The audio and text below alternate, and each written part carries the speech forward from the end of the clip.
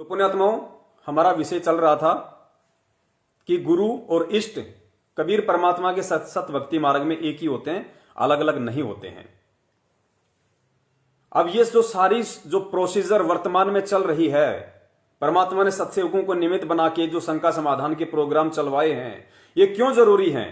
क्योंकि परमेश्वर अपने सत्संगों में कहते हैं कि बच्चों, जब तक भक्ति मार्ग पे तर्क वितर्क नहीं होगा, जब तक आप पूरी तरीके से खोजबीन नहीं करोगे, किसी भी चीज को जानने की कोशिश नहीं करोगे, तब तक आपका ज्ञान नहीं निखरेगा।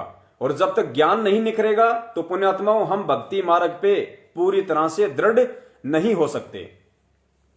तो सुनिए परम पूज्य सतगुरु रामपाल जी महाराज जी का ये छोटा सा सत्संग कि भक्ति मार्ग पे तर्क वितर्क क्यों जरूरी है। ये शंका समाधान उसी तर्क वितर्क का एक नमूना है। सुनिए परमपिता परमेश्वर जी के मुख कमल से। परमेश्वर ने 600 वर्ष पहले वो लीलाएं की थी जो भगवान किया करता है, और उसी का प्रमाण पवित्र चारों वेद, गीता जी, सभी सदग्रंथ बताते हैं कि वो परमात्मा अपने निज लोक से चलकर आता है, अपनी विशेष खास आत्माओं को, वरिष्ठ आत्माओं को आकर मिलता है, उनको अपने तत्व ज्ञान से परिचित कराता है। क्योंकि पिछले संस्कारी जो हंस होते हैं, वो चाहे शिक्षित हैं चाहे अशिक्षित हैं, वो भगवान के मार्ग में घनी आनाकानी नहीं करते, वो चतुर नहीं होते, वो सादे होते हैं। तो उन सादे लोगों का, सादे भक्तों का नाजायज फायदा उठा लिया नकली गुरुओं ने। क्योंकि सभी ये कहता है भक्त, श्रद्धालु भक्त वृंद, कि भाई भगवान के का जो मार्ग है, भगवान के ज्ञान में तर्क वितर्क नहीं होना चाहिए, तर्क वितर्क का विषय नहीं है। जबकि कबीर जी ये कहते हैं कि भगवान का मार्ग तर्क वितर्क का विषय है। जब तक आप तर्क वितर्क नहीं करोगे, आप भगत 7 जन्म नहीं बन सकते। क्योंकि अज्ञान से परिपूर्ण हो चुके हो आप, और तर्क वितर्क से वो ज्ञान निखरेगा, सच्चाई सामने आएगी। तो हम जितना भी ज्ञान आज तक स्वीकार किए हुए थे, सुने हुए थे, वो सारा ही विपरीत था। कारण से लोग नहीं जा सके जहां हम सदा सुखी रहते। परमात्मा स्वयं ही। तो पुण्यात्माओं, आप जी ने सुना परम पूज्य सतगुरु रामपाल जी महाराज जी के मुख कमल से कि पहले लोग ये कहा करते थे, जो अज्ञानी धर्मगुरु थे, कि हमने जो कह दिया वो फाइनल है, परमात्मा का मार्ग, भक्ति मार्ग तर्क वितर्क का विषय नहीं है। जबकि कबीर परमेश्वर जी कहते हैं कि भक्ति मार्ग तर्क वितर्क का ही विषय है। और जब तक आप तर्क वितर्क नहीं करोगे, अपनी शंकाओं का समाधान नहीं जानोगे, जहां तुम्हें कोई शंका हो जाती है, जब तक तुम उस शंका का समाधान नहीं करवा लोगे, तब तक तो तुम भगत 7 जन्म भी नहीं बनोगे, और बिना तर्क वितर्क के तुम्हारा ज्ञान नहीं निखरेगा। तो तर्क वितर्क कितना जरूरी है, परमेश्वर ने अपने मुख कमल से बताया। तो ये जो शंका समाधान का जो प्रोग्राम है, जो बहुत सारे भगत भाई बहन कहते हैं कि पवन दास को किसने आदेश दे दिया, गुरुजी से कब आदेश लिया पवन दास ने शंका समाधान के माध्यम से फेसबुक पे लाइव आने का। तो भाई, ये परमात्मा के यूनिवर्सल आदेश हैं, सार्वभौमिक आदेश हैं, परमात्मा के सबके लिए हैं। आप भी लाइव आइए, कोई बड़ी बात नहीं है। परमेश्वर से सद्बुद्धि की भीख मांगिए, हरि चर्चा, ज्ञान चर्चा, साध संगति के लिए आप भी लाइव आइए। ये परमात्मा ने जो सोशल मीडिया हमें दी है, ये किस लिए दी है? हम इसका ज्यादा से ज्यादा ज्ञान प्रचार में और शंका समाधान में हम इसका उपयोग करें। हम खुद भी शंका रहित हों और दूसरों को भी शंका रहित करने का प्रयास करें परमात्मा के ही ज्ञान आधार से। तो पुण्यात्माओं, बात चल रही थी हमारी इष्ट और गुरु को लेके, और इष्ट और गुरु के बीच की जो खाई है, वो जब तक हम नहीं मिट लेंगे, जब तक नहीं मिट जाएगी। और वो खाई मिटेगी तर्क वितर्क से, परमात्मा के सत्संग सुनने से, परमात्मा के सत्संगों पे, उनके कहे गए वचनों पे गहनता से विचार करने से। और विचार आज हमें करना पड़ेगा, नितांत आवश्यक है। और वही विचार करवाने के लिए परमात्मा ने अपने सत्सेवक बच्चों को शंका समाधान प्रोग्राम के लिए चुना है, निमित्त बनाया है। अब देखिए, सतगुरु रामपाल जी महाराज जी, जैसा कि हम सभी जानते हैं कि आज एक भगत की भूमिका में है।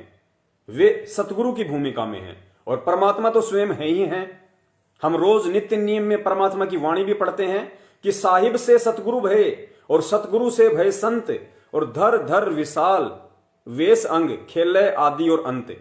यानी स्वयं वो कबीर परमात्मा अपने बच्चों तक ये सतज्ञान पहुंचाने के लिए, उन्हें अपनी जानकारी करवाने के लिए, उनसे सत भक्ति करवा के काल लोक से छुटकारा दिलवाकर सतलोक ले जाने के लिए वो कबीर परमात्मा, वो साहिब से सतगुरु भय, वो कबीर परमेश्वर साहिब पूर्ण परमात्मा उस अपने साहिब वाले रूप से सतगुरु रूप में नीचे आए। सतगुरु होता है सच्चा ज्ञान देने वाला।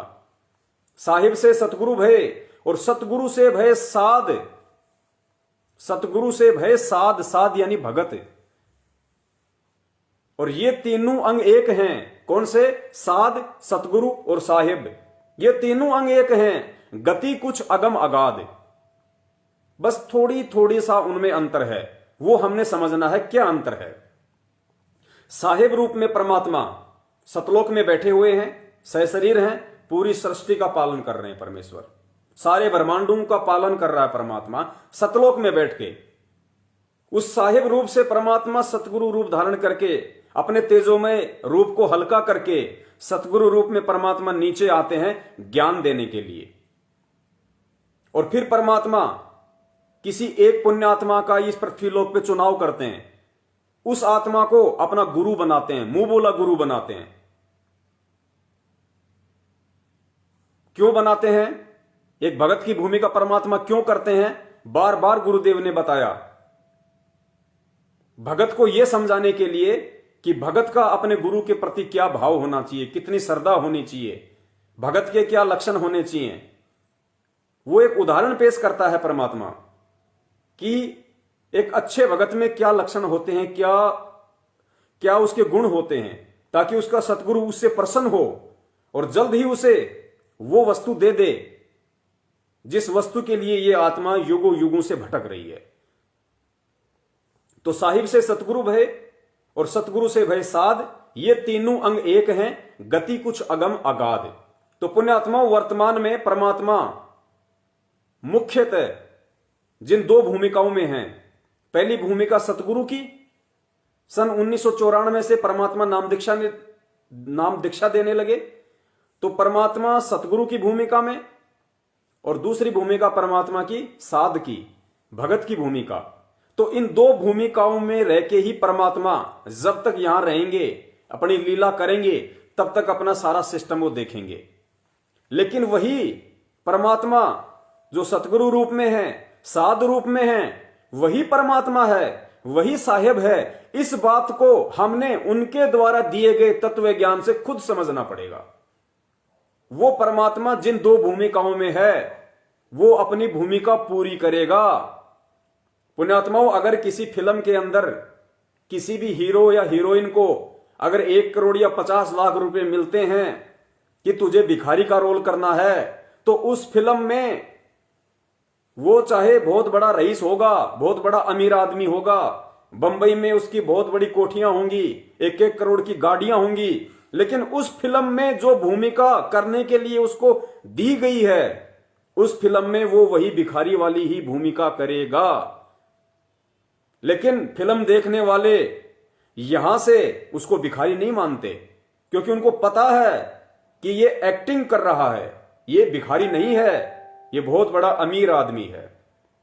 तो पुण्यात्माओं, ठीक इसी प्रकार आप और हमने इस बात को समझना पड़ेगा कि जो इस पृथ्वी पे वर्तमान में हमारे सतगुरु की भूमिका में है, स्वयं एक भगत की भूमिका में है, वो केवल भगत और सतगुरु ही नहीं है, वो स्वयं कबीर परमात्मा है। इस बात को परमात्मा ने अपने सत्संगों के माध्यम से हमें समझाने का खूब प्रयास किया। मालिक ने अपने सत्संगों में इतने संकेत किए, इतने इशारे किए, उन इशारों को आज हमने समझना पड़ेगा। ठीक है, हम नहीं समझ पाए, सभी के इतने मजबूत भक्ति संस्कार नहीं होते, लेकिन परमात्मा ने बताया कि साध संगति की जरूरत इसलिए पड़ती है कि तुम अपने उन संस्कारों को मजबूत कर सको। बरवाला आश्रम में जब परमात्मा सत्संग किया करते थे, सत्संग के बाद में सभी भगत भाई बहन आपस में बैठ जाया करते थे, हरि चर्चा करते थे, परमात्मा की महिमा का गुणगान किया करते थे। उसको साध संगति कहते थे। उससे भक्तों का मनोबल बढ़ता था, विश्वास बढ़ता था, दृढ़ता आती थी भक्ति भगवान पे, गुरु जी पे। एक विश्वास पैदा होता था, एक उमंग पैदा होती थी भक्ति के लिए। तो वही साध संगति आज चल रही है और आज इस साध संगति की विशेष आवश्यकता है, क्योंकि पिछले 6 वर्षों से परमात्मा शरीर रूप में हमारे से दूर हैं। तो वो सभी आत्माएं आपस में जीवित रहें, एक दूसरे से जुड़ी रहें, भक्ति और भगवान पे विश्वास बना रहे। इसके लिए ये परमात्मा ने सार्वभौमिक आदेश दे रखा है कि जो पुराने भगत हैं, जिन पे परमात्मा ने अपने तत्व ज्ञान की थोड़ी बहुत दया कर रखी है, ये उनकी जिम्मेदारी है अपने भगत भाइयों को संभाल के रखने की, अपने भगत भाइयों को संपर्क में रख के और परमात्मा के विषय में जानकारी देने की, उनकी छोटी से छोटी और बड़ी से बड़ी शंकाओं के समाधान की, ताकि उनको कोई अड़चन पैदा ना हो, उनको कोई भी काल एजेंट, कोई भी भक्ति से दूर जो इंसान है वो उनको भ्रमित ना कर सके, परमात्मा से दूर ना कर सके। तो कितने इशारे किए परमात्मा ने, आज उन्हीं इशारों के बारे में हम बात कर रहे हैं। और इस वीडियो को आपने विशेष तौर से देखना जरूरी है।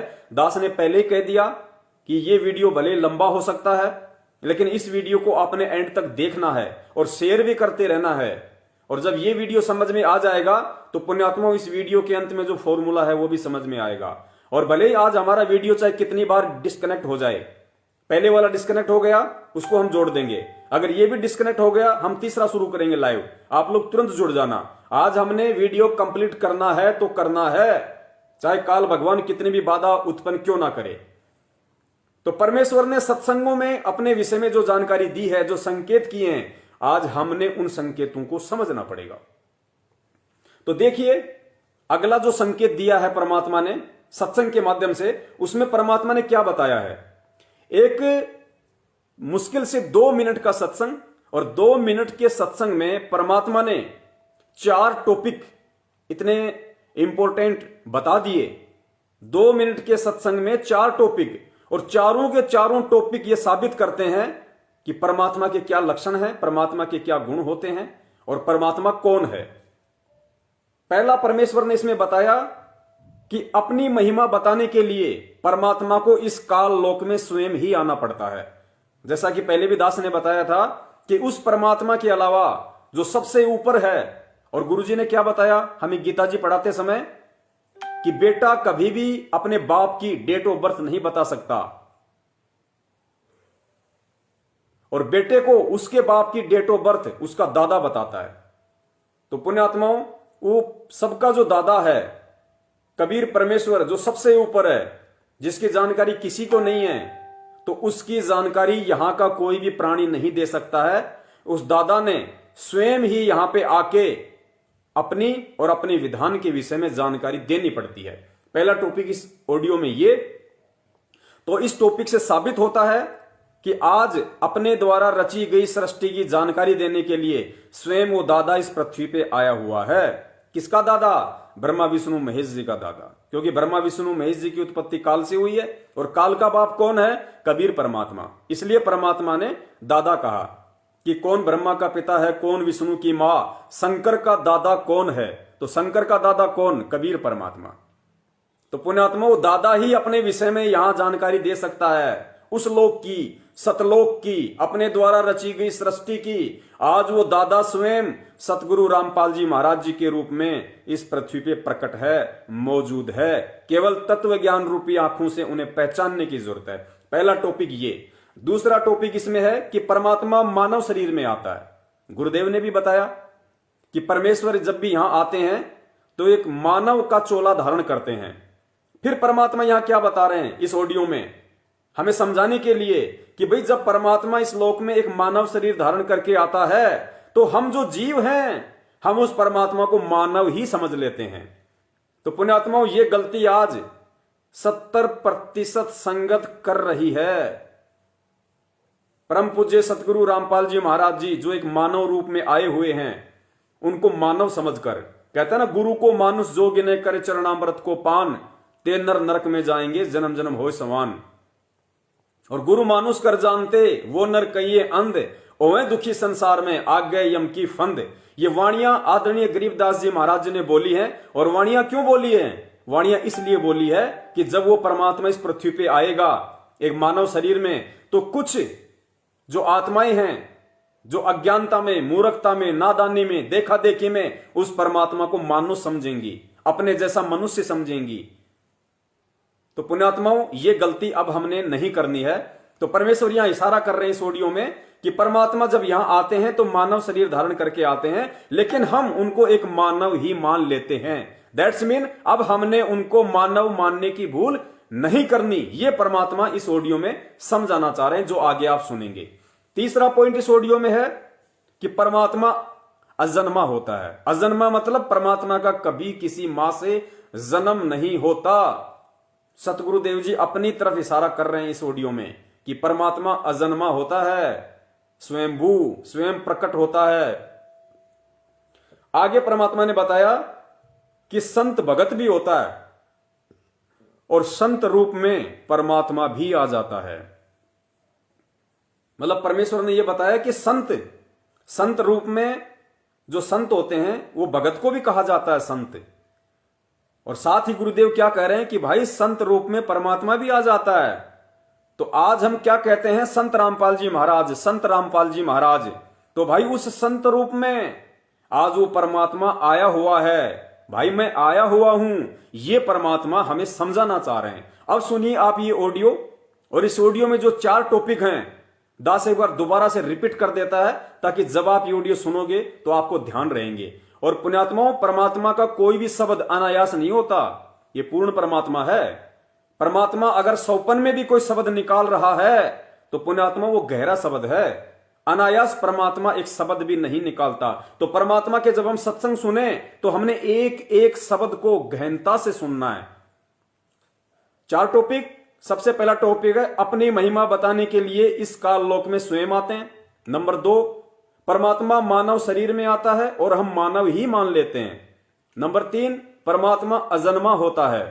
नंबर 4, संत भगत भी होता है और संत परमात्मा भी संत रूप में आ जाते हैं। सुनिए ऑडियो।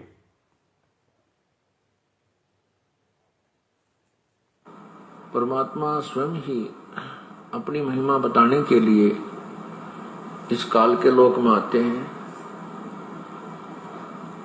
और वो अपनी एक लीला करते हैं। परमात्मा अजन्मा है, कभी परमेश्वर का कोई जन्म नहीं होता। जब भी वो इस काल के लोक में आते हैं वो सहज शरीर आते हैं और सहज शरीर ही चले जाते हैं। यहाँ कुछ समय के लिए एक मानुष जैसी लीला करते हैं, एक मनुष्य जैसी लीला करते हैं। मनुष्य का जीवन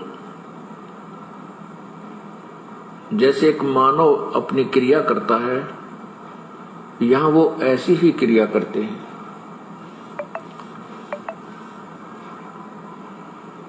तो उस समय हम उसको केवल एक मनुष्य जान लेते हैं, हम उन्हें भगवान नहीं मानते। भगवान हम क्यों नहीं मानते, परमात्मा किस लिए नहीं मानते? क्योंकि हमारे को ज्ञान गलत बताया हुआ होता है। हमारे को ये बताया हुआ होता है कि परमात्मा निराकार है, वो सर्वव्यापक है, कण कण में विद्यमान है। परमात्मा मनुष्य शरीर में नहीं होता। इसलिए हम परमात्मा जब आते हैं तो उसको एक मानव ही मान लेते हैं, दूसरा नाम उसका संत या भक्त रख लेते हैं। संत मनुष्य भी होते हैं और संत की भूमिका में प्रभु भी आ जाते हैं। अब क्या बताते हैं? संत भगत भी होते हैं और संत की भूमिका में परमात्मा भी आ जाते हैं। तो परमेश्वर यहां ये संकेत कर रहे हैं कि भाई संत की भूमिका में मैं आया हुआ हूं। पुण्यात्माओं, एक एक शब्द पे हमने गौर करना होगा और सत्संग ही वो आधार है, सत्संग ही वो मूल वस्तु है जिसके माध्यम से परमात्मा हमें सारी जानकारी देते हैं, अपनी पहचान करवाते हैं, और दूसरा कोई माध्यम नहीं है। परमात्मा चाहते तो हमारी गर्दन पकड़ पकड़ के सतलोक भी दिखा सकते थे कि देख यहां से कितना अच्छा लोक है, तो हम मान जाते, लेकिन फिर वही बकवास शुरू कर देते वहां पे। इसलिए परमात्मा को सत्संग करने की आवश्यकता पड़ती है, सत्संगों से आत्मा को निर्मल करने की आवश्यकता पड़ती है, आत्मा को अंतःकरण से साफ करने की आवश्यकता पड़ती है। और जब तक उस सतलोक की तड़प अपने हृदय में नहीं बनाएंगे, तब तक हम सतलोक में जाने वाले नहीं, हम वहां पे टिकने वाले नहीं।